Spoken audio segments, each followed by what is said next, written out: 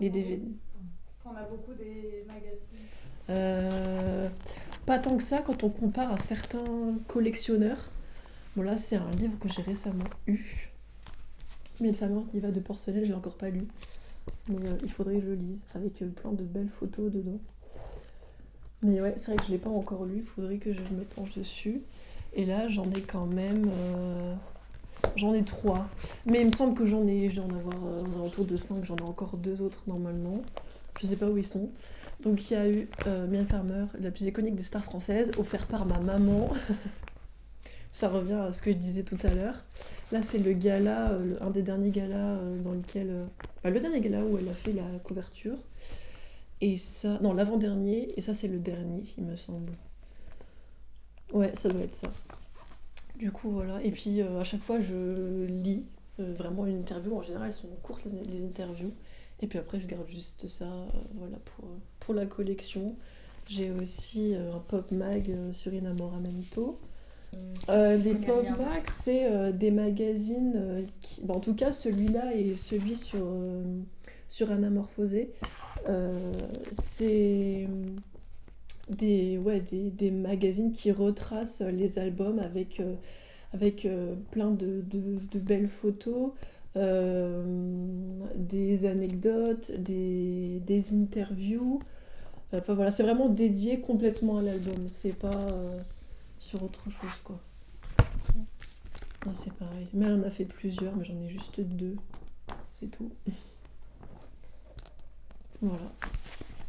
À quel point ça fait plaisir de les avoir, parce qu'il y a des gens qui n'en ont pas du tout besoin, Ouais. et il y a des gens qui collectionnent beaucoup, beaucoup plus. Genre, et donc toi, t'es pas non plus à ce degré-là, mais Ouais. ça fait quand même quelque chose d'avoir... Bah oui, c'est-à-dire que moi je porte vraiment de l'importance aux objets, donc les livres, les CD, les DVD, donc forcément ça rentrait tout de suite dans ce que je collectionne en fait. Parce que j'adore avoir ça en main. Lire des articles et des magazines sur internet c'est bien, mais les avoir en physique c'est mieux parce qu'il y a aussi la sensation, le toucher et tout ça. Et pareil pour les DVD. Enfin, je veux dire, ça c'est un objet qui est magnifique quoi. T'as beau le voir sur internet, enfin, je sais pas, je le trouve vraiment beau. Et puis même, c'est pour la durée dans le temps aussi.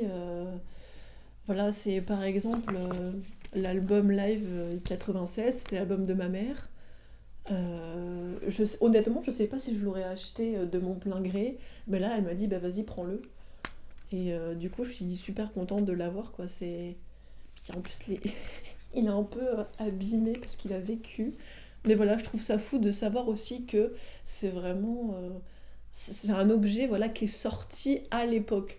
Et c'est aussi histoire de dire, c'est authentique, quoi. C'est pas une reproduction, c'est pas d'un tirage plus récent.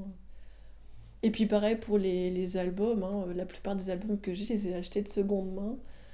Et la plupart, ils sont sortis à l'époque. Et du coup, je trouve que c'est encore plus de valeur. Ça crée un lien. Ça crée un lien, ouais, c'est ça. Puis je me dis, il y a des gens qui s'en sont servis, qui ont écouté la musique, qui ont peut-être une histoire avec l'album en question. Peut-être que voilà, ils ont pleuré sur certaines chansons, ri sur d'autres. Enfin, et je me dis, c'est sympa aussi de savoir que ça se transmet à d'autres gens. Et c'est pour ça que j'adore la seconde main d'ailleurs. Mais justement, on en revient à cette histoire de transmission avec l'album que ta mère t'a offert. Donc on en revient à cette histoire de... Mylène, c'est un peu intemporel, quoi. Ouais, c'est ça, complètement. Complètement. Bon, il y en a un autre aussi qui est là, c'est celui du live du Millennium Tour, mais il est abîmé et je l'ai pas pris du coup. Mais et du coup, je sais qu'il a vécu. Mais oui, je crois que sur tous les albums que j'ai de Mylène, il y en a peut-être 3 qui sont neufs. Sinon, le reste, c'est que de la seconde main.